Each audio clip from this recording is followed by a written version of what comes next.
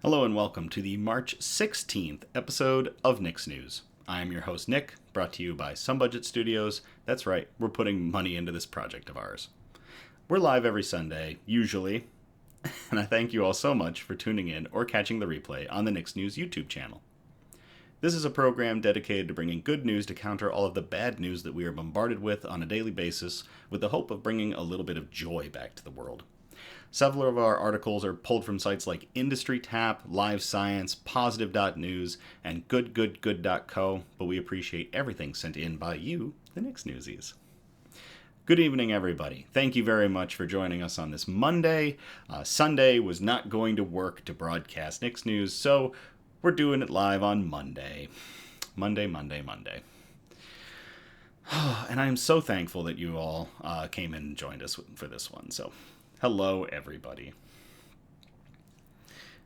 News Brew. We're going to keep exploring beer from another part of the world this month. In fact, all of our March news brews are going to come from Kyodo Shoji Coedo Brewery that is located in Kawagoe-shi, Saitama, Japan. The second of these brews is Beniaka. Beniaka is a 7% ABV Yam Ale, and it's named after Kintoki sweet potatoes from Saitama, which were used in the brewing for this beer. Across the world, breweries ply their trade, brewing beer for everyone to try. It's time to get out there and try something different. So tonight we have Beniaka. Now this is a sweet potato beer. A yam ale. It's a pumpkin beer. It's an off-season pumpkin beer. So I don't know how I'm going to react to it, but we are going to try to enjoy it tonight in my gnarly oak tulip glass. Now I haven't shown this glass off in a while. I really love the style of this tulip. And pumpkin beers and yam ales are best enjoyed in a tulip, I guess. So, it is a bottle. So we need the Battle Song bottle opener. Our best friend.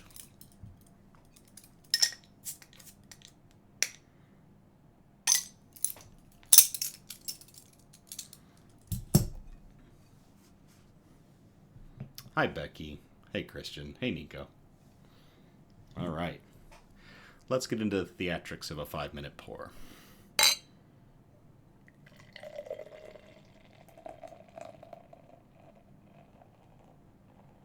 I really should play some non-copyrighted music while I do this. It's a beautiful color. Holy crap. That is not what I expected. It almost looks like a black and tan. What? It's got color shading and everything going on. Let's get every last drop out of that.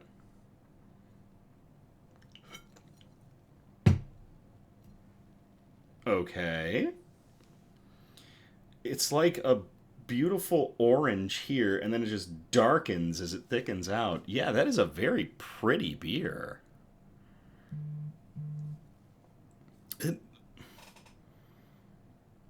Hi, Faye. Wow. It's got a really interesting nose to it, too. I can't say I eat a lot of yams. So maybe that's what's coming through? It's very earthy, and there's a little bit of malt, like that kind of malt sweetness to it. So I guess we'll find out how it is in a moment. Because let's get into our shout-outs. Puxatawny Phil popped his head up a couple of weeks ago, and now it's snowing again. That's right, as of the recording of this episode on March 16th, it's snowing outside in the Midwest. With March's news, Luckily, Fox and Hen's tasting room doesn't rely on groundhogs and is open for the season. I've actually been there a couple times. You can join me on Fridays. Head on out for a glass of small batch wine or hard cider made with local fruit, served in a fun and inviting atmosphere. Fox and Hen is located between downtown Grand Haven and Allendale, Michigan, and it is a fantastic place to be, so to everybody at Fox and Hen, cheers.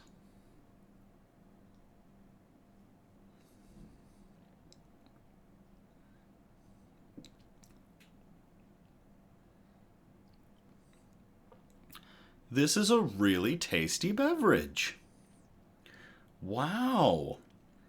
It is not pumpkin-y at all. I could get behind this one. Another shout out to Tesla Tree Service for yet another successful rescue. Reese, a very wet orange tabby, is now warm and safe at home. To everybody at Tesla Tree Service doing amazing work, not just regarding trees, but also regarding our fur friends that get stuck in them sometimes.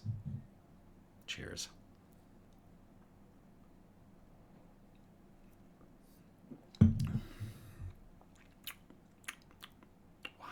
That is a really good beer. Last shout out is going to be a congratulations to Miso, Happy Cat Cafe's latest success story, and a very happy baby who's found his forever home. To Miso and to the family that adopted Miso from the Happy Cat Cafe, cheers.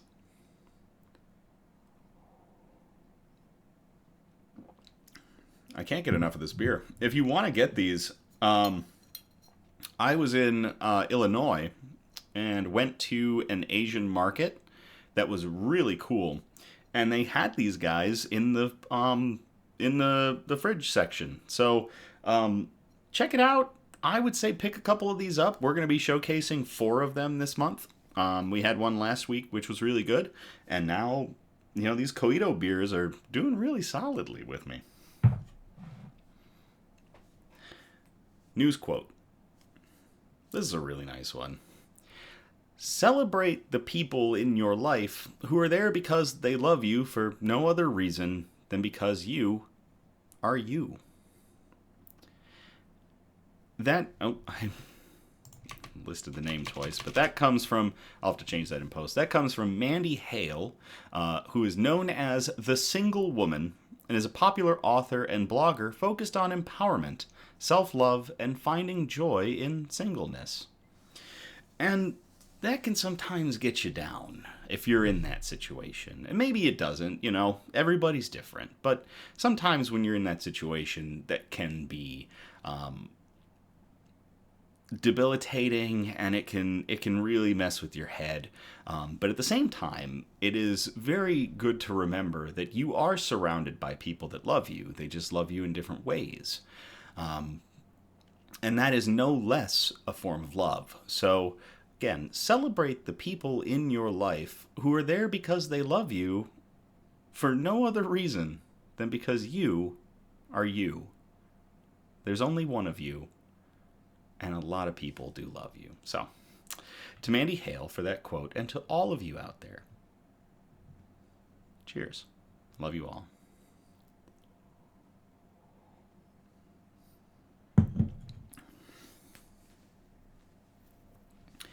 Bug update. It's been pretty quiet in this room, which is absolutely fine by me. Ripley's come out and has been scuttling around looking for a snack. She's creepy as ever. Little John's been pretty active once the lights go out. The Cuddle Puddle is doing great. Black Tom is battling the newly molted male Tony the Tiger. And if you want to see what Tony the Tiger looks like, check out our Tuesday Instagram post. I got some really cool pictures of Tony on my hand. So he's got this orange and black striped body, and he's pretty neat to look at. So check out Tony the Tiger. Sue has been watching from his cave, probably thinking he's going to eat the loser of those battles, but no, I'm not going to feed one of those Madagascar hissers to him. All in all, pretty happy with the bug room. Okay. With that, let's get into our broadcast, which is broken up into 4 major categories, and those categories are science and technology, health and medicine, flora and fauna, aka plants and animals, and wholesome notes, the really nice touchy-feely articles, that we like to end on. So we are going to start off in category 1, science and technology. We've got 2, oh gosh, The beer, it's getting to me. We've got 2 articles in Science and Technology. We called the first one, Making a Disaster Movie Trailer in Real Life. I will copy and paste this article into the chat if you all want to check it out. Otherwise, all of the articles that we feature on our episodes are down in the description of this video if you want to check them out at your leisure.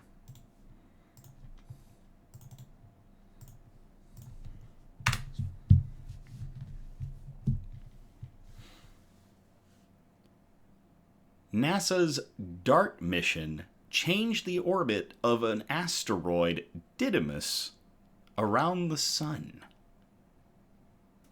This was published to Jet Propulsion Laboratory on March 6, 2026 by the Jet Propulsion Laboratory and their Asteroids and Comets section. New research reveals that when NASA's DART, the Double Asteroid Redirection Test spacecraft, intentionally impacted the asteroid moonlet Dimorphos in September of 2022, it didn't just change the motion of Dimorphos and its larger around its larger companion Didymos.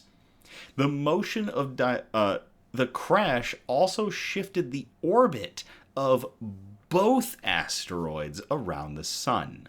So you've got Dimorphos, which is little, and you've got Didymos, which is its bigger companion, and we went and whacked Dimorphos with a satellite. And it took this asteroid pair, and it sent them both on a different trajectory. Linked together by gravity, Didymos and Dimorphos orbit each other around a shared center of mass in a configuration that's known as a binary system. So changes to one asteroid affects the other. As detailed in a study that was published on Friday of that week in the journal Science Advances, observations of the pair's motion revealed that the 770-day orbital period around the Sun changed by a fraction of a second after the DART spacecraft's impact on Dimorphos. That change marks the first time a human-made object has measurably altered the path of a celestial body around the Sun. Producer Donna said, "Pinball wizard." This is a tiny change to the orbit, but given enough time, even a tiny change can grow to a significant deflection, said Thomas Statler, lead scientist for Solar System Small Bodies at NASA headquarters in Washington. The team's amazingly precise measurement again validates kinetic impact as a technique for defending Earth against asteroid hazards and shows how a binary asteroid might be deflected by impacting just one member of the pair. When DART struck Dimorphos, the impact blasted a huge cloud of rocky debris into space, altering the shape of the asteroid, which measures 560 feet, or 170 meters for folks that work in heathen units, wide. Because the debris carried its own momentum away from the asteroid, it gave Dimorphos an explosive thrust, what scientists call the momentum enhancement factor. More debris being kicked out means more oomph. According to the new research, the momentum enhancement factor for DART's impact was about 2, meaning that the debris loss doubled the punch created by the spacecraft alone. It is a 1-2 punch. Earlier research showed that the smaller asteroid's 12-hour orbital period around the nearly half-mile wide Didymos. So yeah, you've got, and again this is in heathen units, you've got Dimorphos at 170 meters, and you've got Didymos at 805 meters. It shortened the period of Dimorphos around Didymos by 33 minutes. The new study shows the impact ejected so much material from the binary system that it also changed the binary's orbital period around the Sun by 0.15 seconds. The change in the binary system's orbital speed was about 11.7 microns per second, or 1.7 inches per hour, said Rahil Makadia, the study's lead author at the University of Illinois Urbana-Champaign. Over time, such a small change in an asteroid's motion can make the difference between a hazardous object hitting or missing our planet. Although Didymus was not on an impact trajectory with Earth, and it was impossible for the DART mission to put it on one, I was really just thinking in the back of my head, what if the horror story of this is we actually did put Didymus and Dimorphos on an impact trajectory with our planet? Luckily, they're saying that's not possible, so... Since it wasn't possible to put it on one, that change in orbital speed underscored the role of the spacecraft, aka the kinetic impactors in this context, that could play if a potentially hazardous asteroid is found to be on a collision course in the future. The key is detecting near-Earth objects far enough in advance to send a kinetic impactor. Faye goes, oops, if we were to have sent these two on a path towards Earth. To that end, NASA is building the Near-Earth Object, or the NEO Surveyor, mission. Managed by NASA's Jet Propulsion Laboratory in Southern California, this next-generation space survey telescope is the first to be built for planetary defense. The mission will seek out some of the hardest to find near-Earth objects, such as dark asteroids and comets that don't reflect much visible light. That's how we spot these things, is we see light glinting off of them, and once that's the case, we can measure their distance and their speed, and we can figure out, through very complex mathematics, their trajectories through our solar system and around us. So, being able to finally keep an eye out for these things is going to be pretty crazy. To prove DART had a detectable influence on both asteroids, not just on the smaller Didymus or Dimorphos, the researchers needed to measure Didymus's orbit around the Sun to exquisite precision.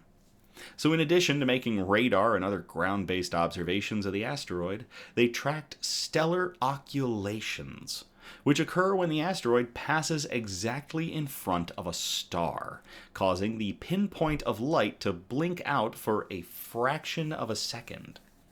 This technique provides extremely precise measurements of the asteroid's speed, shape, and position. Measuring stellar occultations is challenging. Astronomers have to be in the right place at the right time with several observing stations, sometimes miles apart, to track the predicted path of the asteroid in front of a specific star. The team relied on volunteer astronomers around the globe who recorded 22 stellar occultations between October 2022 and March of 2025. When combined with years of existing ground-based observations, these stellar occultation observations became key in helping us calculate how DART has changed Didymus's orbit, said study co-lead Steve Chelsea, a senior research scientist at JPL. This work is highly weather-dependent and often requires travel to remote regions with no guarantees of success. This result would not have been possible without the dedication of dozens of volunteer occultation observers around the world. Studying changes in Didymus's motion also helped the researchers calculate the densities of both asteroids. Dimorphos is slightly less dense than previously thought, supporting the theory that it formed from rocky debris shed by a rapidly spinning Didymus. This loose material eventually clumped together to form Dimorphos, a rubble pile asteroid. You can check out more about DART, the DART spacecraft that was designed, built, and operated by the Johns Hopkins Applied Physics Laboratory in Laurel, Maryland, for NASA's Planetary Defense Coordination Office, which oversees the agency's ongoing efforts in planetary defense. It was humanity's first mission to intentionally move a celestial object, and there is a link in the article if you want to look up more about DART. To everybody involved with the DART project, moving an asteroid out in space. Cheers.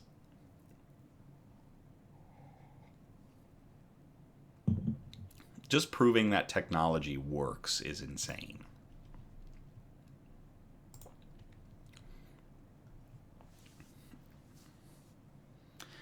Faye goes, we're all just crows being attracted to shiny things.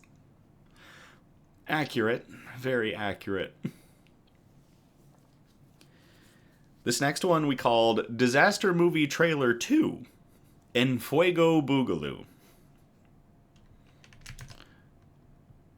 Hi, Cassidy. I will copy and paste this one into the chat if y'all want to check it out.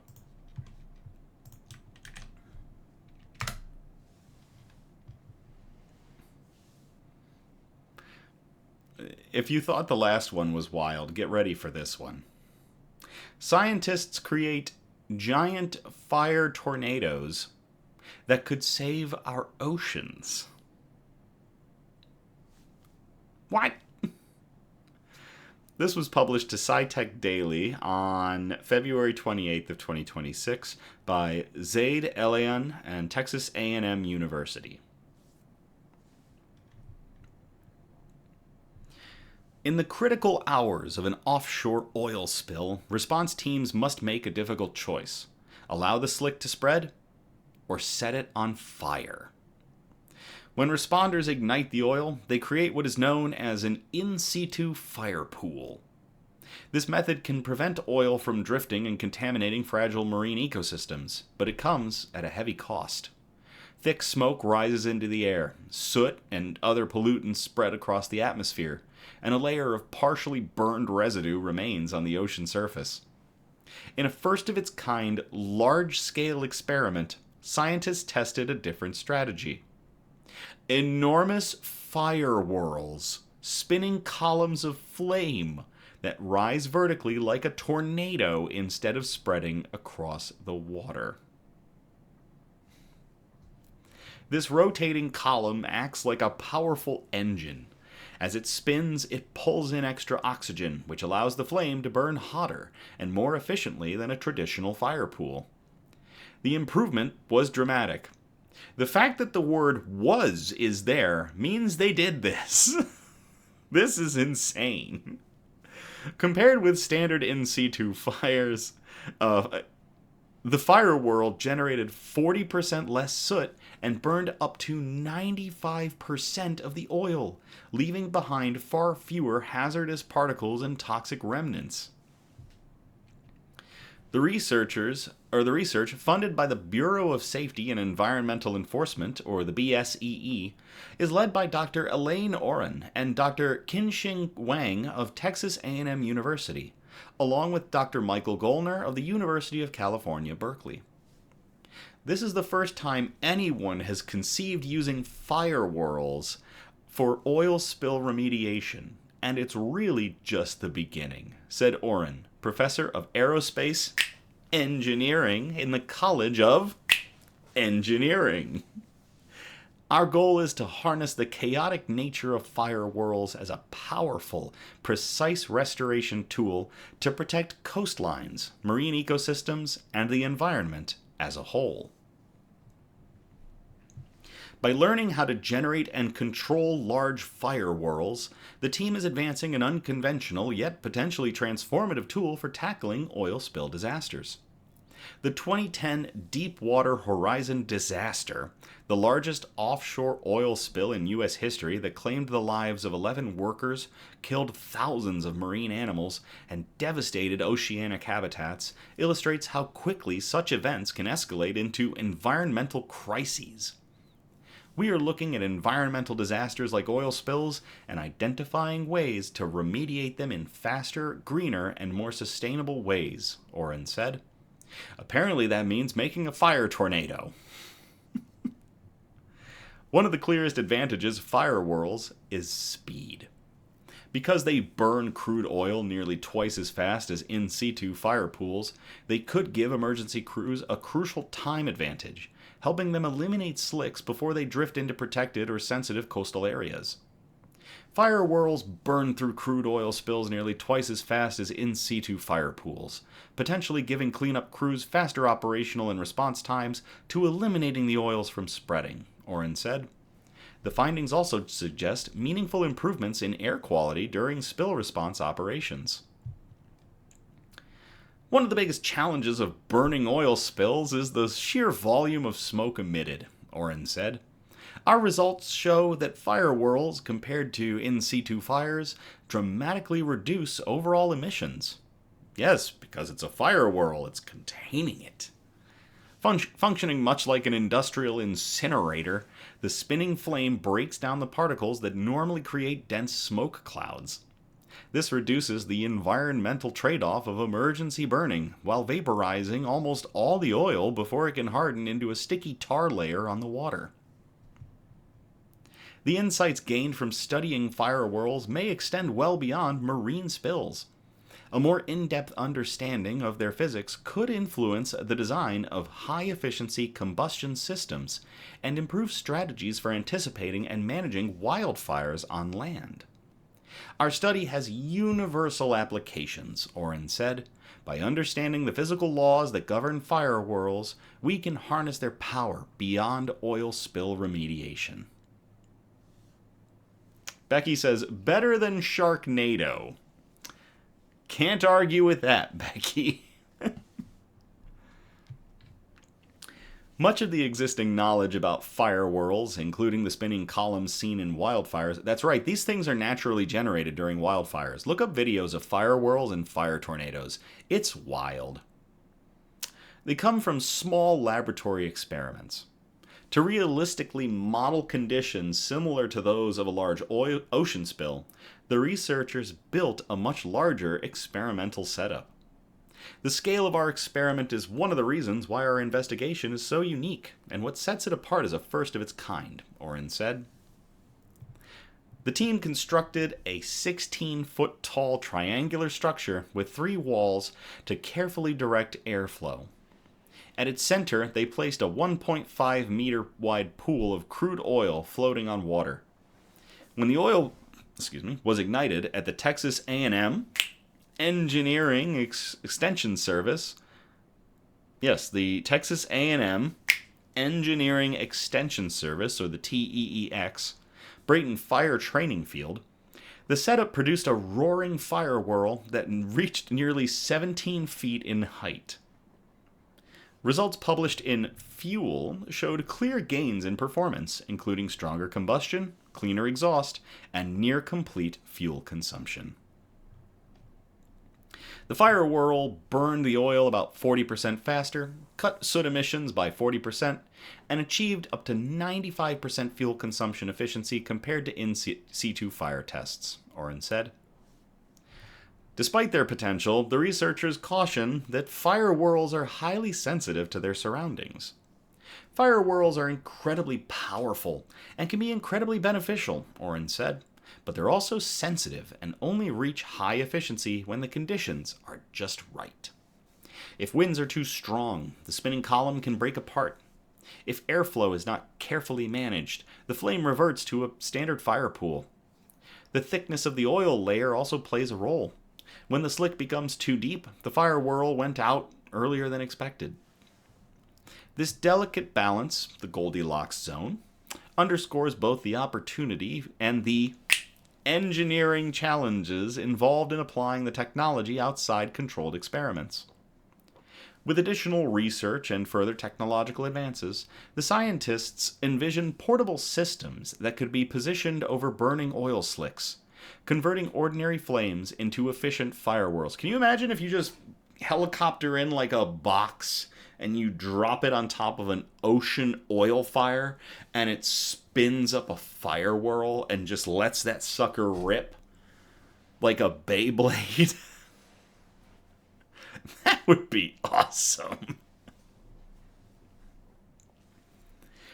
This study is more than just an experiment. It's a glimpse into a future where fire isn't a force of destruction, but a tool to protect our oceans and planet, Oren said. For now, the successfully generated and controlled fire whirl is a standard as a significant stands as a significant scientific milestone. The work shows that unconventional ideas can lead to major breakthroughs, and that even intense destructive forces can be redirected to address urgent environmental challenges. Christian says, so are we saying that captive raised fire tornadoes are ethical? Free roam versus captive raised fire tornado ethics debate. Go. That is really cool to this entire team for looking into using fire whirls to clean up ocean oil spills, because that is something else. Cheers.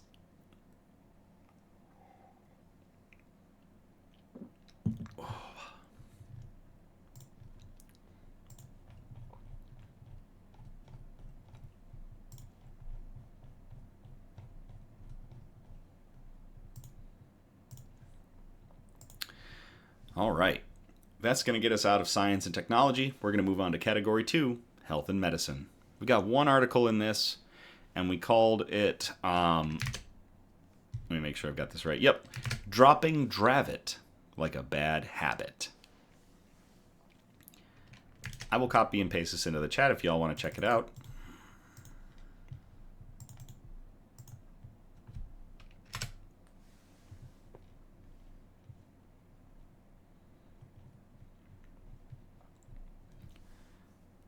Groundbreaking new drug shows promise for treating children with a devastating form of epilepsy. This was published to Live Science on March 5th of 2026 by Ava Amson.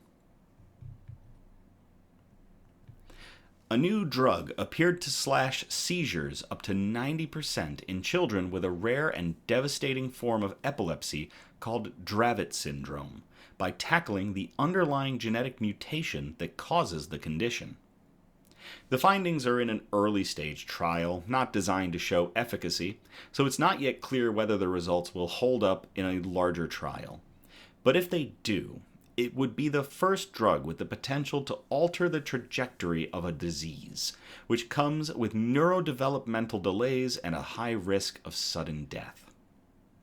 It's one of the first disease-modifying trials for early-onset complex epilepsy, such as Dravet syndrome, said study leader Dr. Helen Cross, a professor of childhood epilepsy at the Institute of Child Health at University College London, and a pediatric neurologist at Great Ormond Street Hospital.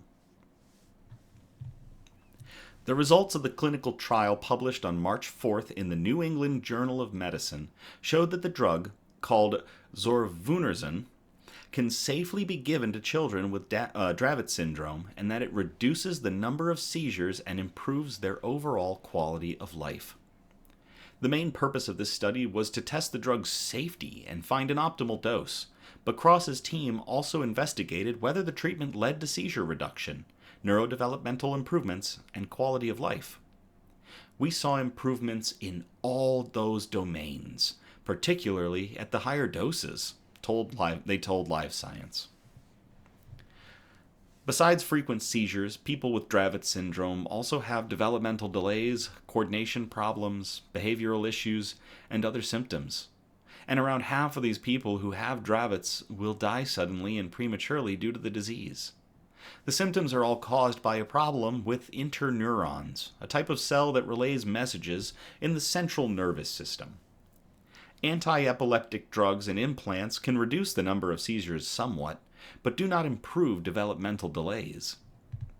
A gene called SCN1A controls the formation of sodium channels that are required for interneuron signaling.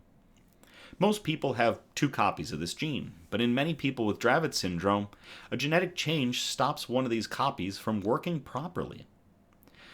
Zorvunersen fixes this problem by increasing the amount of protein that the other working copy of the SCN1A gene produces. The drug is a type of molecule called an antisense oligonucleotide, and it works by increasing messenger RNA that gives instructions for the working versions of the SCN1A protein. To ensure that zorvunersen reaches the brain, it was given as a lumbar puncture, an injection in the spine that puts the drug into the cerebrospinal fluid, which bathes the brain. Although treatment required a visit to the clinic for every dose, the study showed that the effects lasted a few months. A total of 81 children ages 2 to 18 took part in this early stage study at hospitals in the UK and the US. Cross and her colleagues were particularly interested in finding out what dose of Zorvunersen would have the best results, so they tried a few different doses.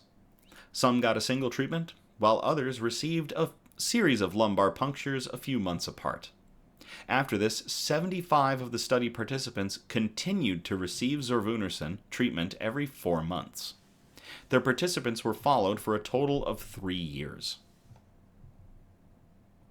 After 20 months of treatment, children who received the highest dose at the start of the trial had between 59% and 91% fewer seizures.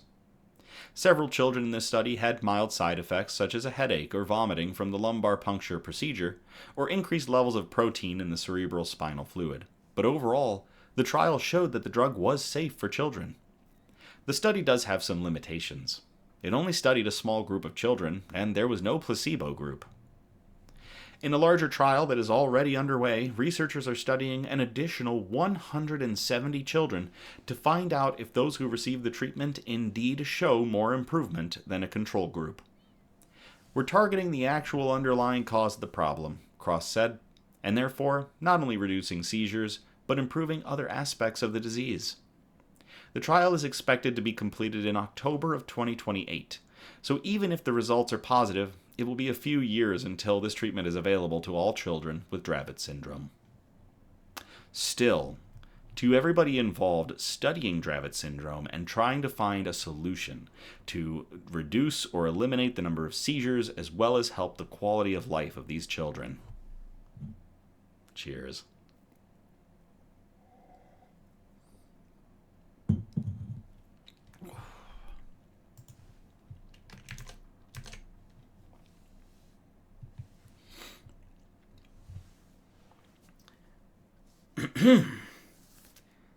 That's going to get us out of Category 2, Health and Medicine. We are going to move on to Category 3, Flora and Fauna, aka Plants and Animals. And we've got one article in here tonight, and we called it, If You Grow It, They Will Come. And I will copy and paste this into the chat if y'all want to check it out.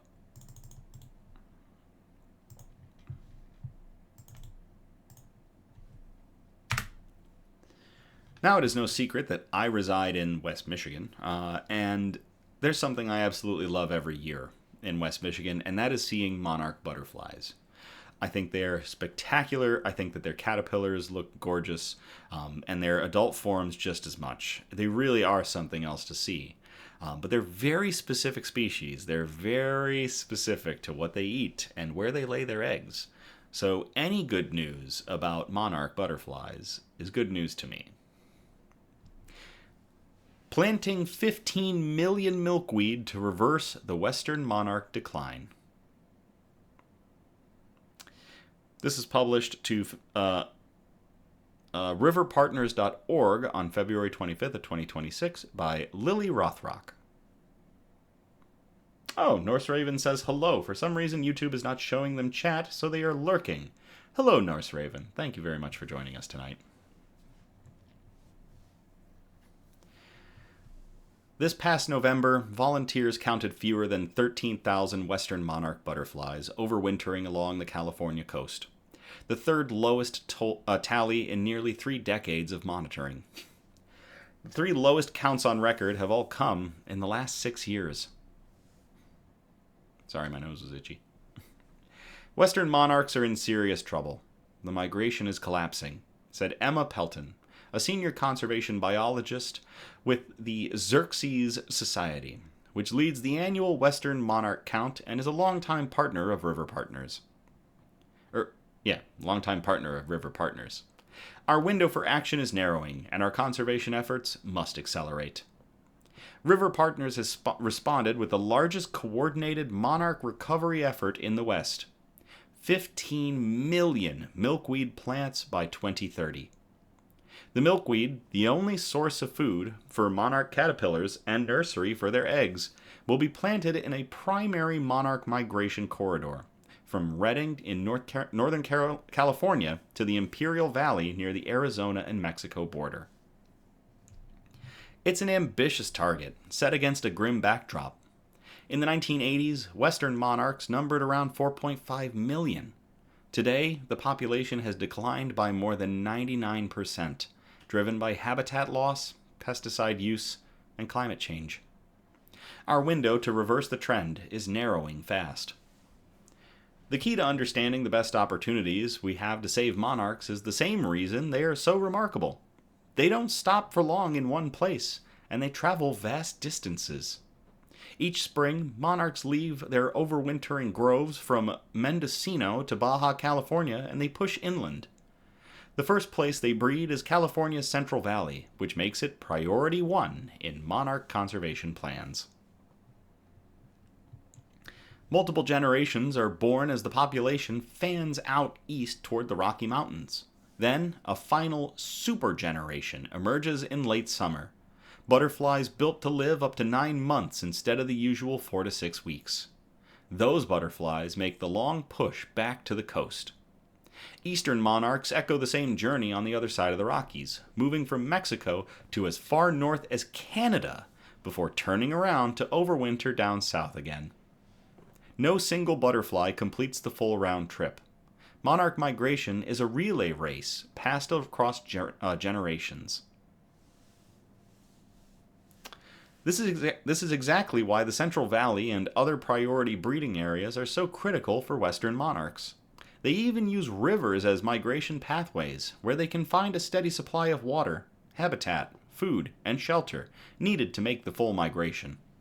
If monarchs lose their ability to breed in the Central Valley, we lose the entire population, says River Partners Director of Science Michael Rogner. There will be no further generations to continue the migration. Milkweed is foundational habitat for monarchs. Monarch caterpillars feed exclusively on its leaves, and females lay eggs nowhere else. The plant has disappeared from much of the West due to development and herbicide use. Without enough milkweed, the relay race of migration breaks down. We know monarchs can travel from wherever they are with an egg and die before they ever find any milkweed, Rogner said. We need more milkweed out on the landscape, so that doesn't happen.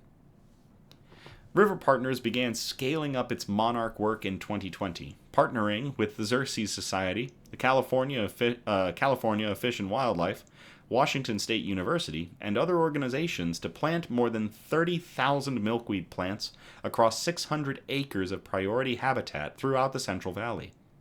When the milkweed went in, the monarchs found it immediately, so River Partners decided to keep going.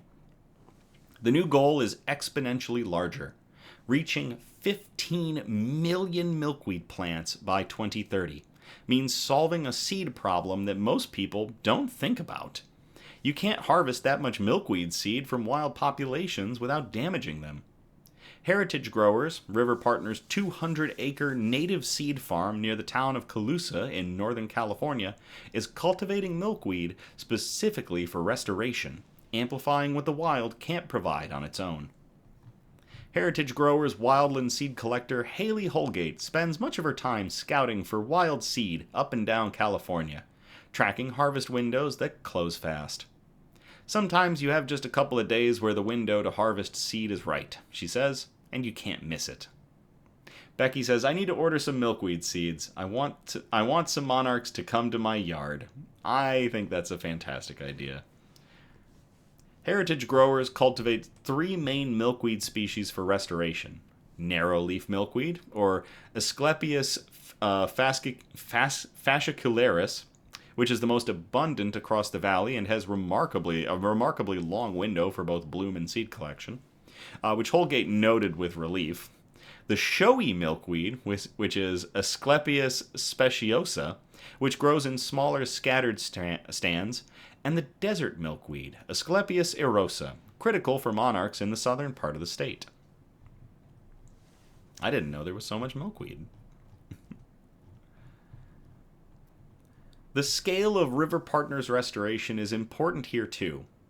Researchers have found systemic insecticide residue in milkweed tissue far from the nearest farm, meaning plants that were never directly sprayed may still be toxic to butterflies. That was shocking to see, says River Partners senior restoration ecologist Corey Shake. The use of systemic pesticides that make their way into plant tissues corresponds with the decline of butterfly species in California. The only real protection in the Central Valley is distance. Sites large enough to offer refuge. When River Partners purchases conventionally farmed land and restores it to native habitat, that ground isn't just gaining milkweed, it's losing pesticides and other chemical inputs. Permanently. River Partners has a unique opportunity to provide stopover habitat where monarchs can stay and linger and not get exposed to insecticides, says Shake. No one else can quite pull that off at the scale that we do. River Partners is also deploying wildlife tracking stations through the Modus Wildlife Tracking Network at Dos Rios State Park near Modesto and Panorama Vista Preserve near Bakersfield. The towers are equipped with special receivers to detect butterflies fitted with Bluetooth tags powered by tiny solar panels. Everything about that sentence was awesome. It detects special receivers on butterflies that are fitted with Bluetooth tags powered by tiny solar panels. Traditional battery-powered trackers would be too heavy for the tiny bodies. 40 additional wildlife sensors spread across restored areas will help triangulate movement at fine resolution. Being able to track their movements very specifically around different patches of milkweed will really help answer questions about what it is monarchs are keying in on, says Rogner. If we can detect a pattern in these movements, we can design our restoration projects to create more of that. Powered by seed, scale, and knowledge, River Partners is equipped to not just plant some milkweed, but build the foundation they've established with partners for the largest monarch habitat recovery effort in the West. At the end of the day, though, success isn't theirs to declare. It's for the monarchs to determine.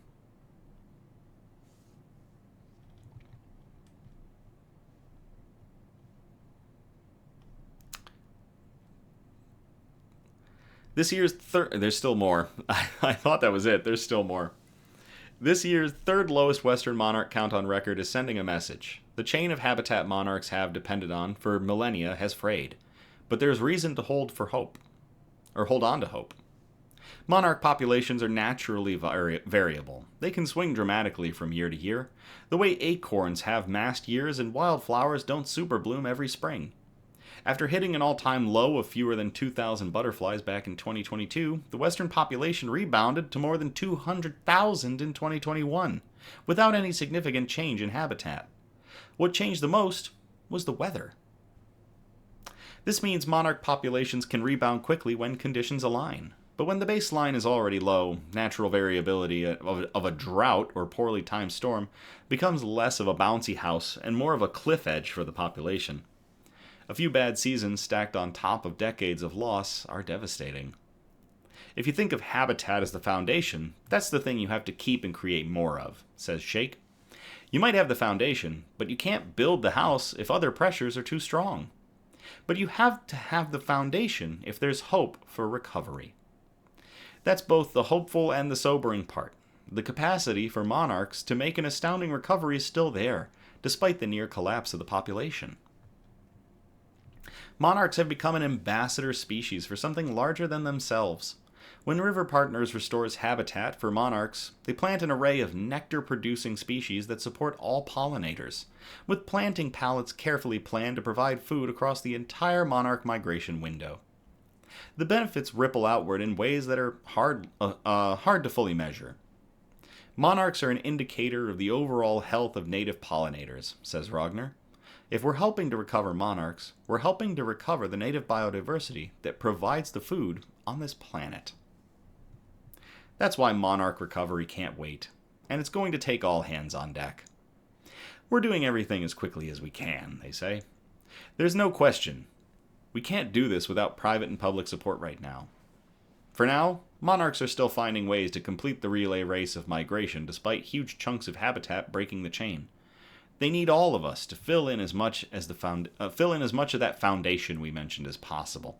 with milkweed, abundant nectar, and safe refuge, in order to support their migration from collapsing. That's what River Partners is racing to build. To everybody at River Partners looking to restore the Monarch Raceway effectively by planting 15 million milkweed plants by 2030. Cheers.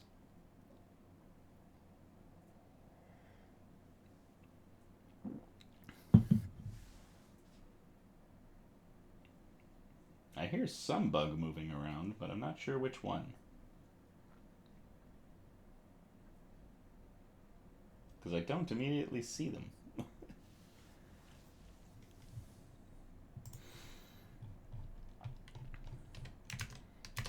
All right.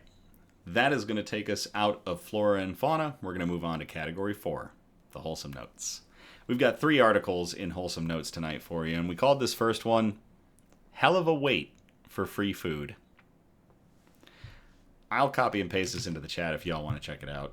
And again, all of our articles are in the... all of the links to our articles are in the description of the video, so you can check them out whenever.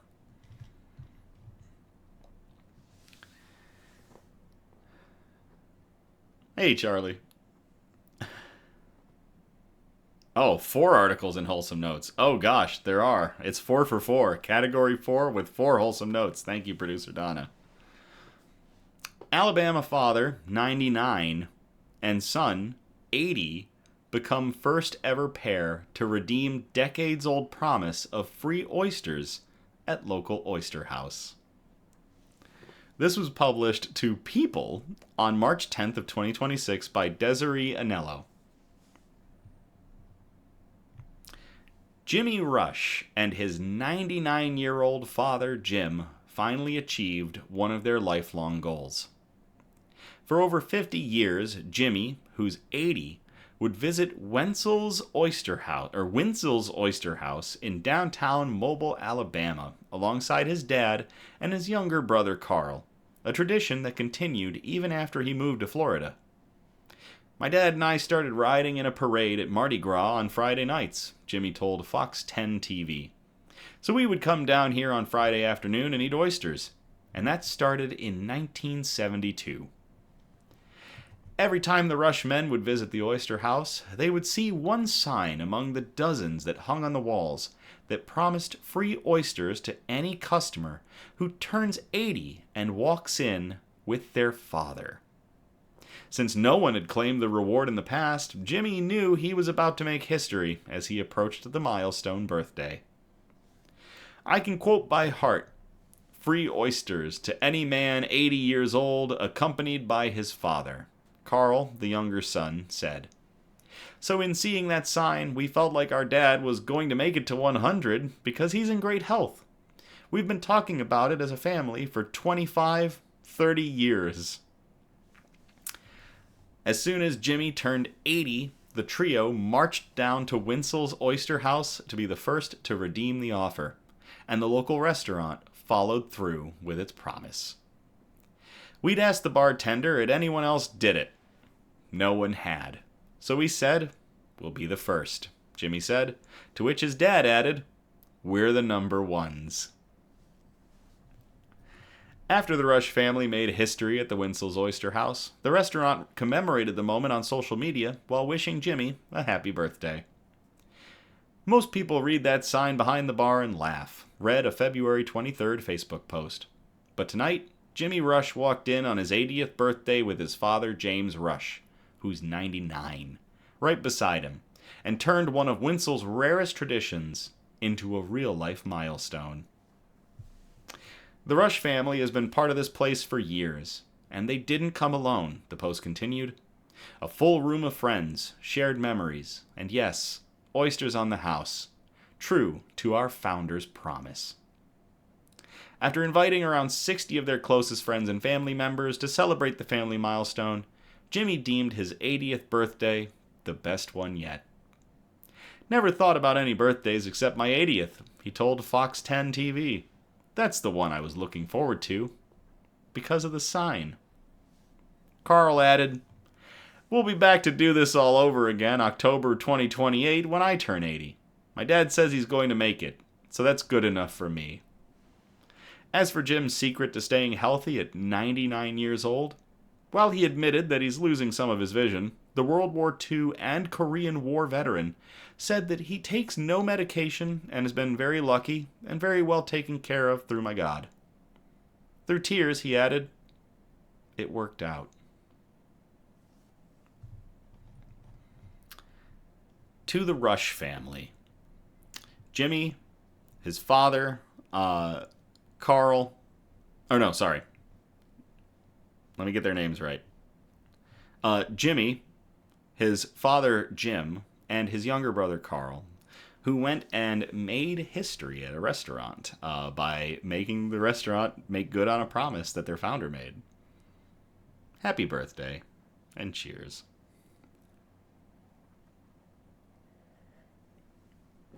Charlie says, "It's them oysters."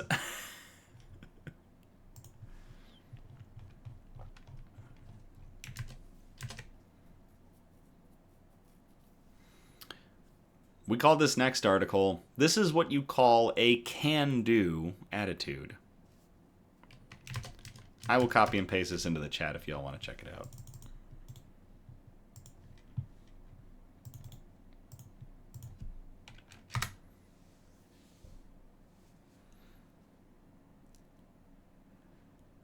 I love what I do. 13-year-old has recycled 1.5 million drink cans to help people and the planet. This was published to Nice News on March 10th, 2026 by SWNS. Talk about a can-do attitude. A 13-year-old boy has raised tens of thousands of dollars for charity by recycling more than 1.5 million drink cans over the past 3 years. Ryan Hulance, founder of the We Can initiative, launched his passion project as a way to make money for food banks, while also caring for the environment. The eco-conscious teen was just 10 when he began contacting businesses near where he lives in Solihull, a town in England's West Midlands region, asking if they could spare any cans that he could sell to be recycled. Scrap metal firms pay between about 27 cents and $1.20 per 2.2 pounds of aluminum, the equivalent of around 65 cans.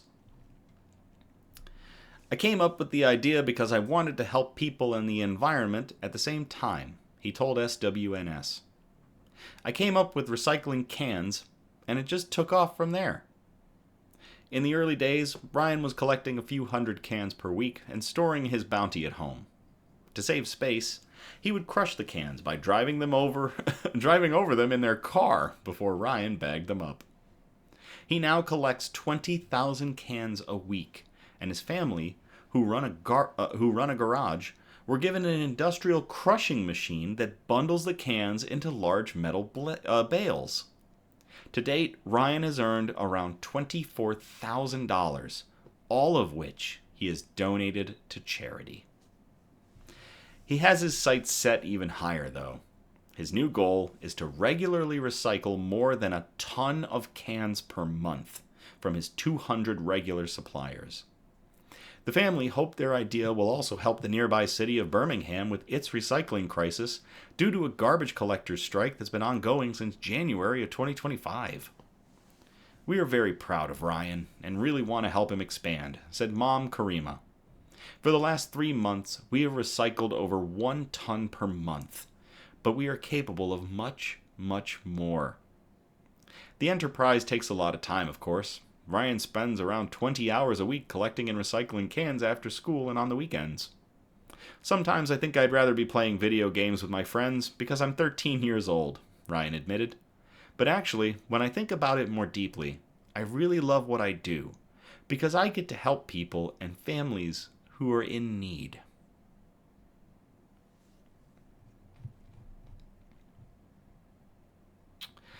To Ryan Hulance and his family, for enacting an insane amount of recycling to raise money for food pantries and other charities, and to date has raised $24,000 on just can collection alone, and given it all to charity. Cheers. That's a can-do attitude.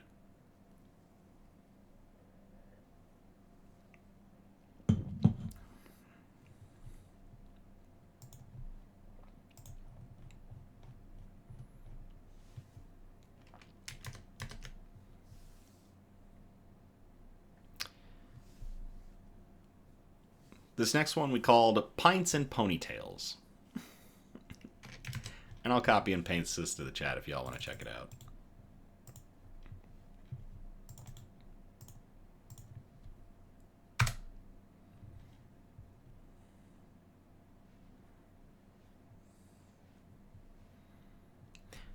Pints and Ponytails teaches dads how to braid their daughter's hair over beers at the pub. This was published to goodgoodgood.co on March 9th of 2026 by Megan Cook. A new video is taking the internet by storm. On March 8th, the TikTok account Secret Life of Dads posted a video captioned, 35 dads in a pub learning to braid their daughter's hair.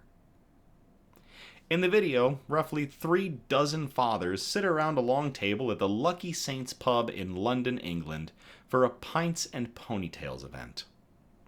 With beers in hand and a mannequin head in front of them, a hairstylist from Braid Maidens leads them all in a hair braiding tutorial for their daughters. Less than 3 weeks ago, we sat in this very space at the Lucky Saint beer pub with 10 other dads, and last night, 35 dads walked through the door, the Secret Life of Dads posted on Instagram. Most of them came alone, but were all there for the same reason: to learn how to do their daughter's hair. What followed was one of the most special evenings we've ever been part of. In less than 24 hours, the video went viral on Instagram Reels and TikTok, accruing over 15 million views between the two platforms. Crying because I just saw this TikTok, a user posted on Threads. Love this, a TikTok user said. This needs to be nationwide. This is what generational healing looks like, a person commented on Instagram. Another user called it a room full of green flags. The event was hosted by Secret Life of Dads podcasters Matthew Lewis Carter and Lawrence Price. This is only the second time that we've hosted this event, and a lot of you doing it alone as well. Not knowing who you'd be meeting, it takes a lot of guts and courage, Price said to the group of dads. So it's a testament to you as dads for wanting to be here to learn a new skill, to create a deeper connection with your daughter, Lewis Carter added.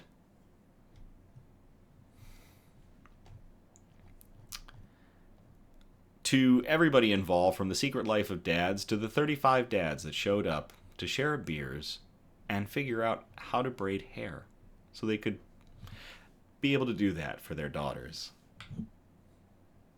Cheers.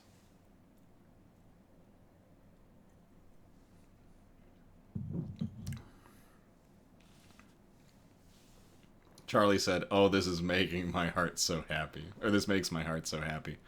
It makes mine happy, too, that these exist. That was definitely something that has crossed my mind. I am not a father at this time, at the time of recording this. But definitely, if the case was going to be that my child wanted their hair done a certain way, I would be figuring out how to do it for sure. Even if my significant other can, I would still be trying to figure out how to do it, because that just seems like a really cool thing to figure out. And to be able to build that connection, that's really neat.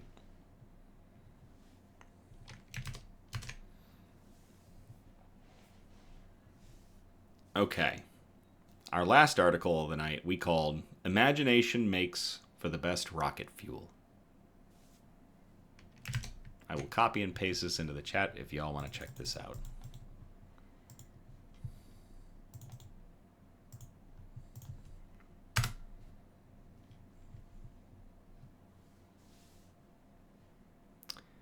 Indianapolis engineer launches free rocket boot camp for kids. Is the sky really the limit? For one Indianapolis engineer, that question is fueling the imagination of young minds one rocket at a time. When night falls over downtown Indianapolis and thunder rolls across the skyline, Tanaka Chaniera is at work inside his apartment. There's barely room to walk inside his home. Rocket parts, boxes, and materials fill nearly every corner. Furniture was once part of the plan. My initial intent for the space was to actually have furniture, Chaniera said. Instead, it became mission control. Chaniera's love for rocketry didn't begin in Indiana. It started in high school in Botswana, where he proposed building a rocket for a STEM competition. Some people laughed at me because they thought it was like a ridiculous, outlandish idea, Chaniera said. The infrastructure for it wasn't really there. But Chaniera pushed forward.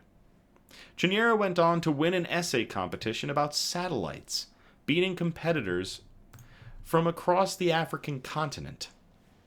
That victory took him to French Guiana, where he watched an Ariane 5 rocket launch, a moment he said cemented his passion for space. Now in Indianapolis, Chaniera is paving the way for the next generation. Chaniera launched a free rocket boot camp for kids in Marion County through the Minority Engineering Program of Indianapolis. After pitching his idea to the nonprofit's board, the program backed it with grant funding, allowing students to participate at no cost. This brings them closer to that dream if they've had it as a kid. Like I had it as a kid, Chaniera said. When they go through this, it makes it real. Students build and launch their own rockets, learning hands-on engineering skills along the way. Chaniera emphasizes safety, teamwork, and creativity, even encouraging unique paint designs that reflect each child's personality. Chaniera's grand mission is ambitious. He wants to see 1,000 rockets launched from Indianapolis by the end of the year. To make Indy have the most rockets per capita in the world, Chaniera said, I am at around 80 right now, so that's 80 individual people, each with their own rocket. The boot camp, Chaniera said, gives kids a chance to gain hands-on experience in the STEM field. Space is the limit, really, Chaniera said. Oh, what the? Usually I have everything muted. I don't know why that started talking. Bad article. Bad. Space is the limit, really, Chaniera said. And there is no limit in space. It just keeps going. If families are interested in getting involved, they can contact the Minority Engineering Program of Indianapolis, of Indianapolis, through its website or social media pages by contacting Chaniera through his social media. The program is completely free.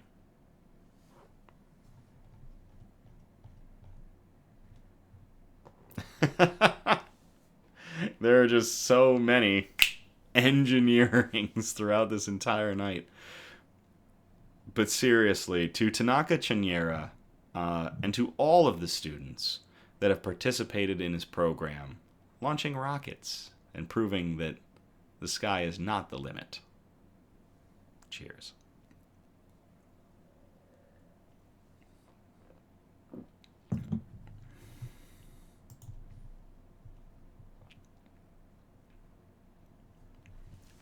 Well, that's going to do it for tonight. 8 amazing articles, finishing it off with 4 wholesome notes.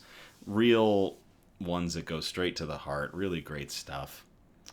Thank you all again for tuning in or catching the replay on the Nick's News YouTube channel. We're live usually every Sunday, and our next episode should be on March 22nd of 2026, and that episode will be our first Chat and Chill episode of 2026.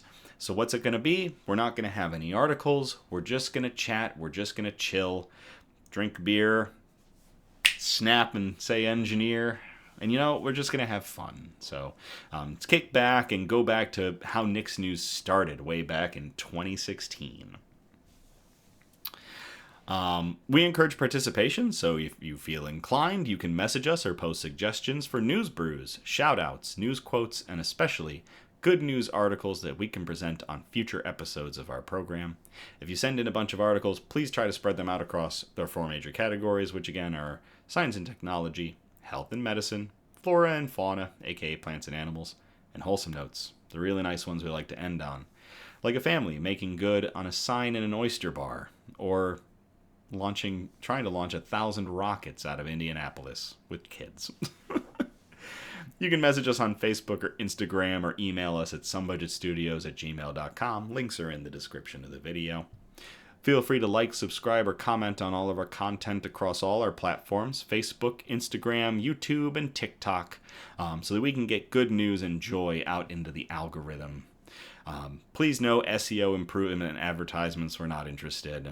We have been growing thanks to all of you. I really can never thank you all enough for helping. It really is something else. So, as always, thank you again. I love you all. Have a great night. And I will play us out.